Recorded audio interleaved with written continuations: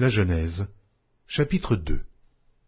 Ainsi furent achevés les cieux et la terre, et toute leur armée.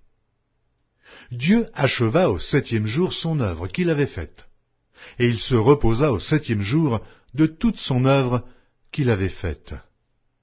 Dieu bénit le 7e jour, et il le sanctifia, parce qu'en ce jour, il se reposa de toute son œuvre qu'il avait créée en la faisant.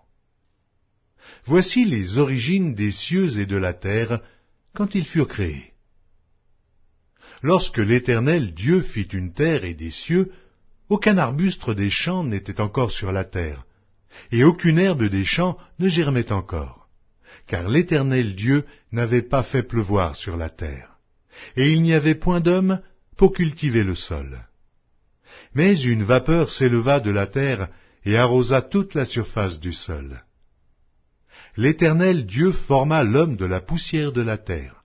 Il souffla dans ses narines un souffle de vie, et l'homme devint un être vivant. Puis l'Éternel Dieu planta un jardin en Éden du côté de l'Orient, et il y mit l'homme qu'il avait formé. L'Éternel Dieu fit pousser du sol des arbres de toute espèce, agréables à voir et bons à manger, et l'arbre de la vie au milieu du jardin, et l'arbre de la connaissance du bien et du mal. Un fleuve sortait d'Éden pour arroser le jardin, et de là, il se divisait en 4 bras. Le nom du premier est Pishon. C'est celui qui entoure tout le pays de Havila où se trouve l'or. L'or de ce pays est pur. On y trouve aussi le bdolium et la pierre d'onyx. Le nom du second fleuve est Gihon. C'est celui qui entoure tout le pays de Cush. Le nom du troisième est Hidékel. C'est celui qui coule à l'orient de la Syrie. Le 4e fleuve, c'est l'Euphrate. L'Éternel Dieu prit l'homme et le plaça dans le jardin d'Éden pour le cultiver et pour le garder. L'Éternel Dieu donna cet ordre à l'homme. Tu pourras manger de tous les arbres du jardin, mais tu ne mangeras pas de l'arbre de la connaissance du bien et du mal, car le jour où tu en mangeras, tu mourras. L'Éternel Dieu dit, il n'est pas bon que l'homme soit seul. Je lui ferai une aide semblable à lui.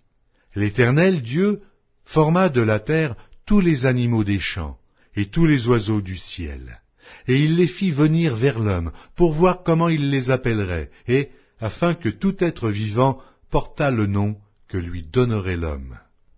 Et l'homme donna des noms à tout le bétail, aux oiseaux du ciel et à tous les animaux des champs.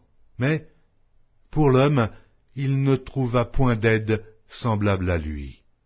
Alors l'Éternel Dieu fit tomber un profond sommeil sur l'homme qui s'endormit. Il prit une de ses côtes et referma la chair à sa place. L'Éternel Dieu forma une femme de la côte qu'il avait prise de l'homme, et il l'amena vers l'homme.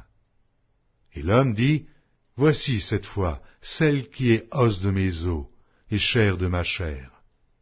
On l'appellera femme, parce qu'elle a été prise de l'homme. C'est pourquoi l'homme quittera son père et sa mère et s'attachera à sa femme, et ils deviendront une seule chair. L'homme et sa femme étaient tous deux nus, et ils n'en avaient point honte.